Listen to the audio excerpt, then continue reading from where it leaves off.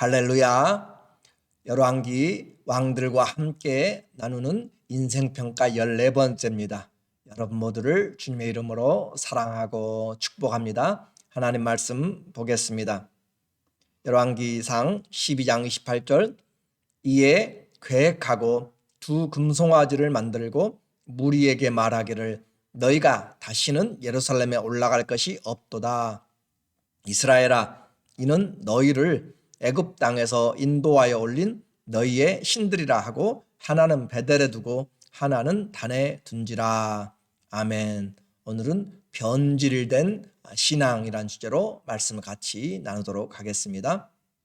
다윗 그리고 솔로몬의 왕국이 분열되었습니다. 하나님을 떠난 배신이었죠. 곧 영적인 간음, 우상 숭배는 하나님이 그 나라를 찢도록 그렇게 하였습니다. 우리가 남쪽과 북쪽이 나누어진 것을 그림으로 한번 보게 된다면 지중해 위쪽 파란 지역이 바로 이스라엘, 그런데 북쪽에 있기 때문에 북이스라엘이라 그렇게 부르기도 합니다. 그리고 노란 지역, 그것이 바로 유다, 그리고 그 유다에는 시므온 지파가 함께 속하여 있어요. 이렇게 해서 북쪽에 10개 지파, 남쪽에 2개 지파, 그리고 베냐민은 양쪽에 그렇게 나누어지게 됩니다. 이와 같은 남쪽과 북쪽의 이스라엘 2개로 나누어졌는데, 남쪽에는 솔로몬의 아들 르호보암이, 그리고 북쪽에는 여로보암이 그렇게 다스리게 되었어요. 하나님은 이 북쪽의 시작인 여로보암에게 기회와 축복의 약속을 하여 주셨어요. 왕상 11장 38절에 네가 여로보암, 네가 만일 내가 명령한 모든 일에 순종하고 내 길로 행하며 내 눈에 합당한 일을 하며 내 종 다윗이 행함과 같이 내 율례와 명령을 지키면, 나라를 나누면서도 분명하게 하나님이 여로보암에게 약속을 하십니다. 다윗의 길로 말씀을 지켜서 행하면 내가 너와 함께 있어 내가 다윗을 위하여 세운 것 같이 너를 위하여 견고한 집을 세우고 이스라엘을 내게 주리라. 놀라운 하나님의 약속이 여로보암이라고 하는 그 사람에게 임하였습니다. 축복이죠. 이스라엘의 왕들은 세상 왕들과 같지 않다고 그랬습니다. 하나님의 대리자이고 하나님과 백성들 사이의 중재자로서 하나님의 공의가 선포되고 행하여지도록 하는 자가 바로 하나님을 대신하여 사는 신정정치의 대표자라고 했습니다. 그러니까 왕이지만 전 우주의 왕인 하나님을 믿고 또 따르는 순종하는 사람이죠. 이제 성도의 삶도 세상에서는 왕 같은 제사장입니다. 우리는 하나님이 왕인 제사장들로 세상에 보내셔서 하나님과 세상 사이에, 그래서 청지기로 우리를 영적인 하나님의 화목케 하는 대사들로 주님이 공의를 행하도록 우리를 왕 같은 제사장으로 세워주셨어요. 그런데 여로보암은 하나님의 마음을 전혀 알지 못했습니다.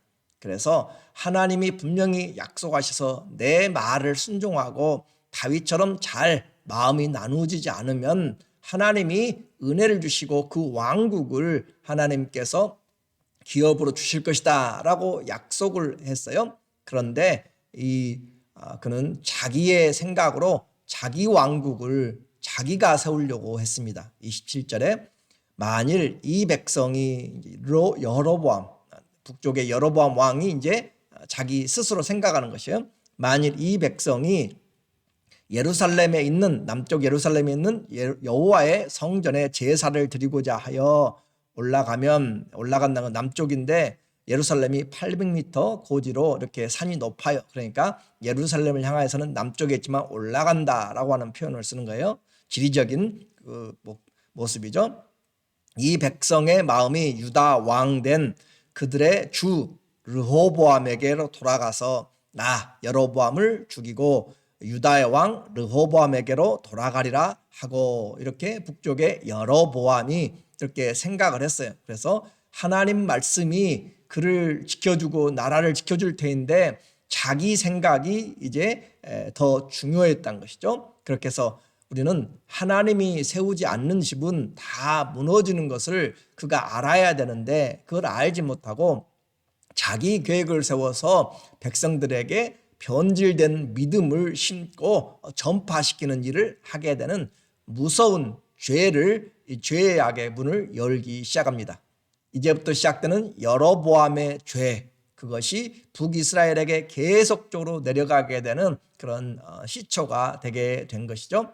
여로보암, 북이스라엘의 왕이 된 사람의 죄가 무엇인가? 첫 번째는 우상을 만들고 예루살렘 외에 신전을 만들게 되었습니다. 28절, 이에 여로보암이 계획하고, 이렇게 남쪽으로 못 내려가도록 그렇게 하려고 하는 거죠. 자꾸 명절 때마다 예루살렘 내려가면 예루살렘이 우리의 정통이다라고 생각하고 자꾸 정권이 흔들릴까 봐서 계획을 세운 거죠. 이에 계획하고 두 금송아지를 만들고, 이 금송아지는 출애굽기 32장에서 모세가 산에 있을 때 이스라엘 백성들이 만들었다가 3,000명이 죽고 하나님께서 진노하신 그런 아주 기억에 생생한 것이죠. 이 금송아지를 갈아가지고 부셔뜨리고 그 물을 마시게 함으로써 기억시켰던 엄청난 사건을 지금 그의 후손들이 다시 죄를 범하고 있습니다. 배운 것, 죄 그대로 행하는 것이에요. 이것이 얼마나 어리석은 일인지, 하나님을 금송아지로 만들어서 두 금송아지 만들고 무리에게 말하기를 너희가 다시는 예루살렘에 올라갈 것이 없도다. 이스라엘아, 이는 너희를 애굽 땅에서 인도하여 올린 너희의 신들이라고 똑같은 이야기를 지금 하고 있는 것이에요. 이 신이 바로 너희가 믿고 또 여기까지 인도한 하나님이다라고 하는 것이죠. 그래서 하나는 베델에 두고 하나는 단에 두었더라. 베델은 그 북이스라엘의 남쪽 경계선이고 단은 이스라엘의 북쪽 경계선입니다. 그렇게 해서 양쪽에 놓았어요. 얼마나 편한지 모릅니다. 저 남쪽까지 내려가려면은 정말 일손도 멈추고 몇 주, 최소한 2주를 그렇게 또 10일 정도를 생각해서 내려가야 되는데 그런 불편함, 그런 것들이 없어져 버린 것이에요. 그냥 가까이 가서 예배드릴 수 있고, 얼마나 요즘 시대를 생각한다면 얼마나 편해요? 교회까지 가서 예배드리고 기도하고 하는 것보다 그냥 가까이서 하게 되는, 그러나 신앙은 가깝고 편리하다고 해서 신앙이 생기는 것이 아닙니다.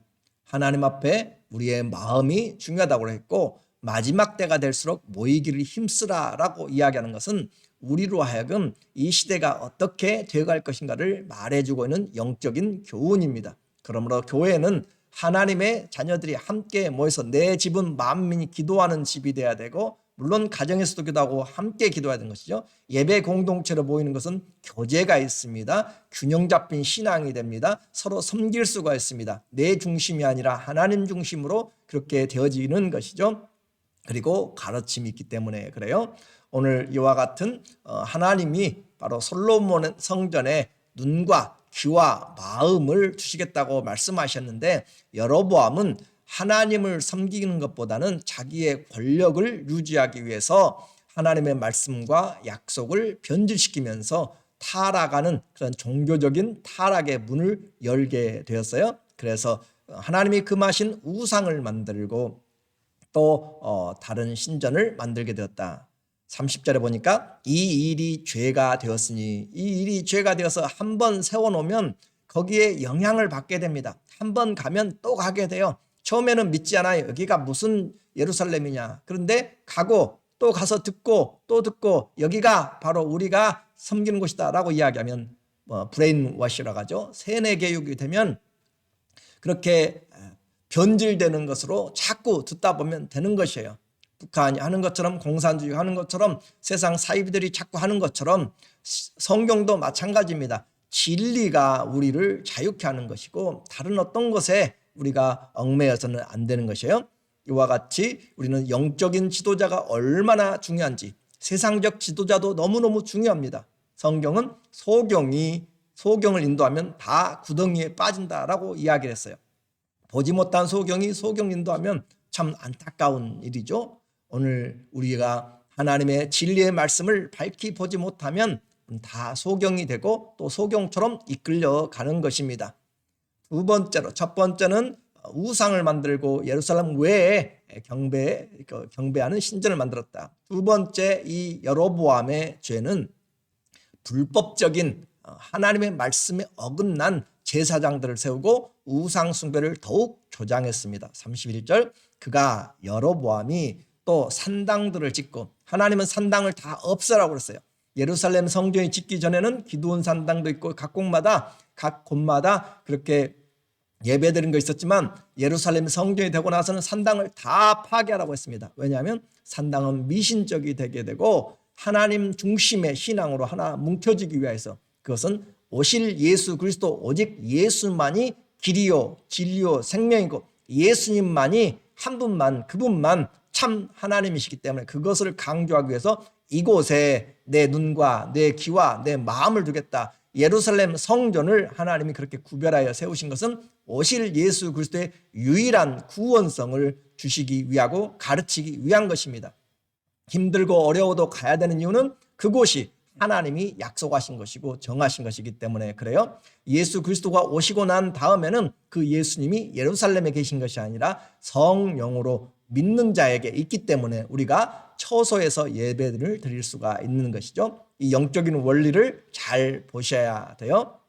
그렇게 했는데 불법적인 제사장들을 세우고 우상 숭배를 더욱 조장하였다. 산당들을 더 많이 지었고 사람들이 현혹되는 것이 바로 혹세무민이라고 하는 종교죠. 종교적인 것이 잘못되면, 미신으로 되게 되면은 가는 곳곳마다 귀신을 섬기게 되고, 뭐 이사를 가든지 또 사업을 열든지 또 결혼식 날짜를 잡든지 무엇을 하든지 전부 마귀의 그런 두려움에 잡히게 되는 것입니다. 그래서 하나님을 알지 못하면 불법이 성행하게 되고 거기에 미혹되게 되는 것이죠.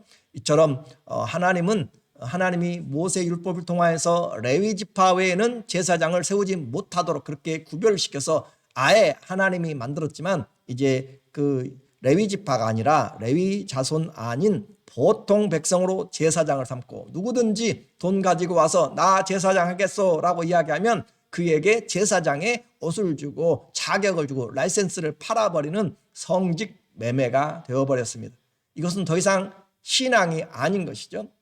이미 우상을 만든 것부터 신앙이 아니었고 그건 가짜였고, 또 이 제사장들도 가짜들, 얼마나 많은 이 땅에도 가짜 그 주의 종들이 많은지 몰라요.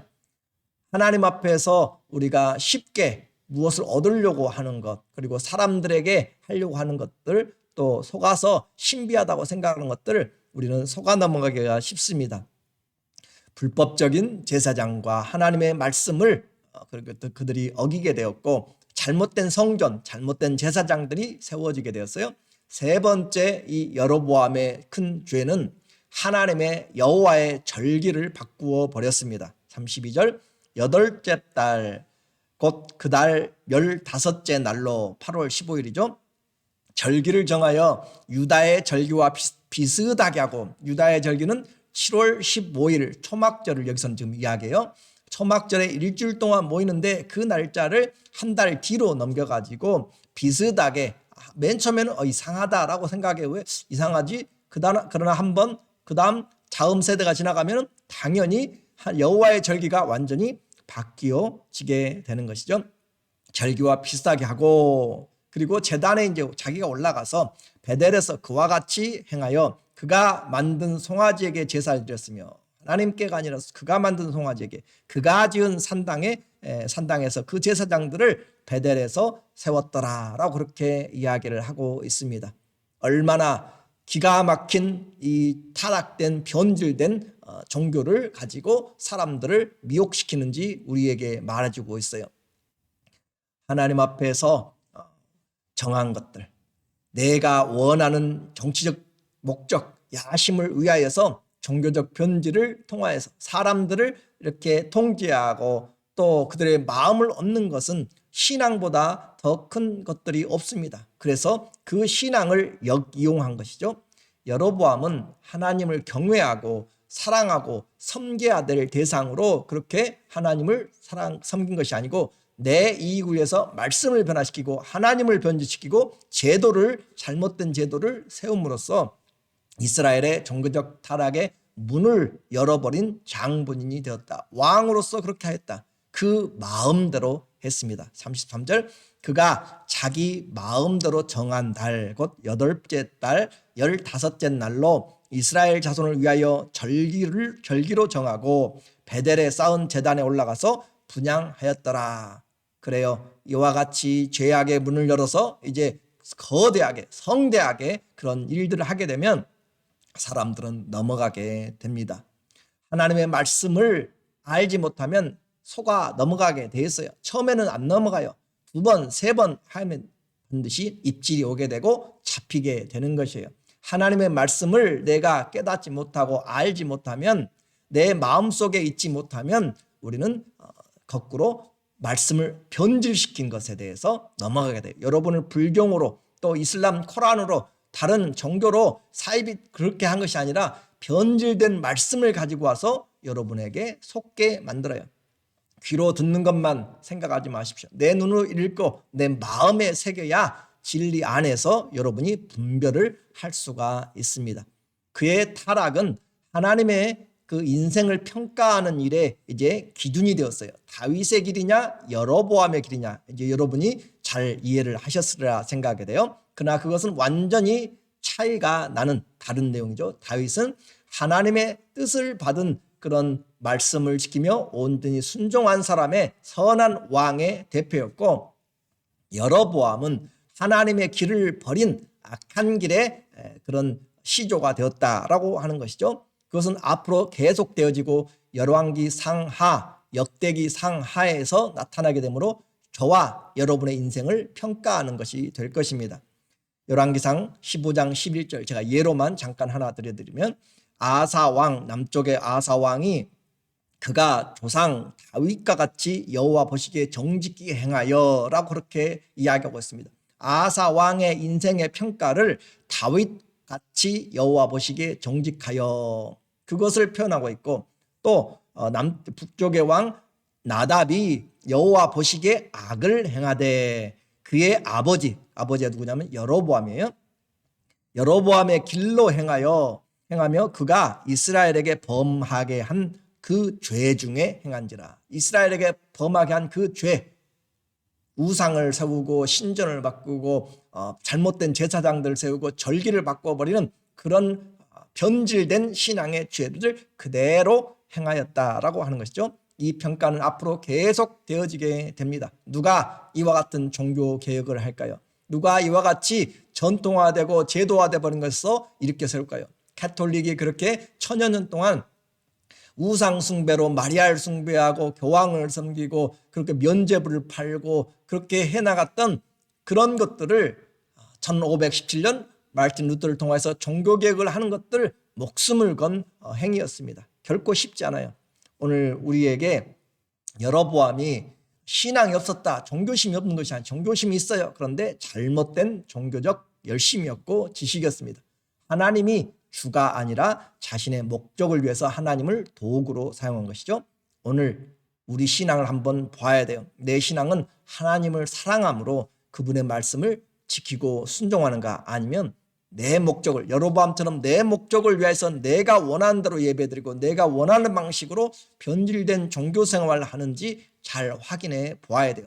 내가 생각하면 잘 그것이 분별되지 않기 때문에, 그래서 교회가 필요하고, 그래서 잘 가르치는 말씀의 양육을 받는 것이 필요하고, 성경을 이해하고 배우는 것이 필요한 것입니다. 한번 잘못된 습관을 들이면 구원이 아닌 멸망의 길로 가기 때문에 이것은 너무너무 중요한 것이에요. 왕이 중요한 것이 아니라 영혼을 준비하는 것이 중요한 것입니다. 우리 신앙의 기준은 다른 어떤 것이 아니에요. 세상의 어떤 철학도 교과서도 아니에요. 오직 우리 신앙의 유일한 본이고 표준은 성경입니다.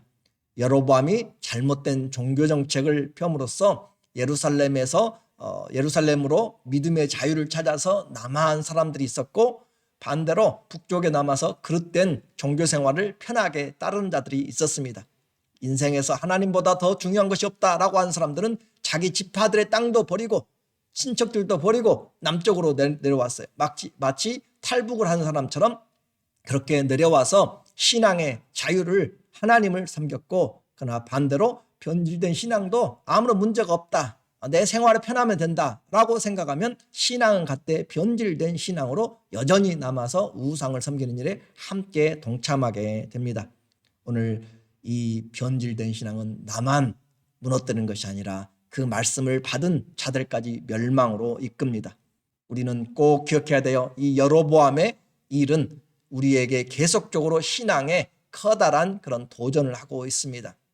내 신앙은 어떤 신앙인가? 하나님 믿는 것 다 지금 믿을 것이에요. 그런데 그분이 진짜 내가 사랑함으로 나의 인생의 주인이고 왕이시고 구세주인가, 아니면 그분이 나의 유익을 위한 목적인가, 수단인가 라고 그렇게 생각을 해보아야 돼요. 천여 년 동안 과거에 그렇게 중세 1500년의 그런 시기를 종교개혁했던 우리의 구원이 어떻게 오는가, 이것을 한번 확인함으로써 말씀을 맺고자 합니다. 그들은 성경보다 다른 교황의 말이나 성인들의 말이나 다른 것들, 성경도 믿고 다른 것들도 믿어요. 그러나 우리의 구원은 오직 성경이 유일한 표준이고 오직 다른 것은 없습니다. 오직 성경이 우리에게 가장 분명한 신앙의 본이고 표준이다. 솔라 스크립투라라고 그렇게 라틴어로 이야기를 해요. 그리고 우리의 구원은 오직 믿음입니다. 다른 행위가 아니에요. 오직 믿음. 이 믿음도 있고 행위도 돼야 된다. 물론 행위가 따라야 된다. 믿으면 행위가 따르게 됩니다. 행함이 없는 믿음은 죽은 믿음이에요. 그럼에도 불구하고 내가 노력한다고 천국으로 달나라로 갈 수가 없어요. 우리는 하나님이 찾아오셨고 하나님이 예수 그리스도를 믿으면, 오늘 나와 함께 낙원에 있으리라 한 것처럼 믿으면 구원을 얻고, 구원받은 자가 그 구원받은 자의 삶을 나타내는 것이죠. 솔라 피데라고 그렇게 이야기를 하는 것이에요. 오직 믿음입니다. 그리고 다른 구원자는 없습니다. 유일한 구원자, 오직 무슬림은 예수님을 인정을 해요. 그러나 그가 프로페트, 선지자, 좋은 굿 티처 다 좋습니다. 그러나 그가 하나님이라고 하는 것은 절대 받아들이지 않습니다. Jesus is our God. 하나님, 예수님 우리의 하나님이십니다. 그 하나님이란 것을 우리는 분명히 알면서 예수님이 우리의 Savior, 구원자이고 또 하나님이시고 그분이 우리의 그리스도다라고 하는 솔루스 크리스투스, 오직 예수만이 우리의 구원자이시다는 것을 종교개혁자들이 부르짖었고, 아니 성경이 이야기를 했고, 또 구원은 오직 하나님의 은혜입니다. 하나님께서 우리에게 주신 선물이에요. 그래서 솔라 그라티아, 우리에게 주신 하나님의 은혜. 그래서 이 구원은 자랑이 아니라 선물이고 은혜이기 때문에, 값없이 주신 것이기 때문에 얼마나 감사한지 모르죠.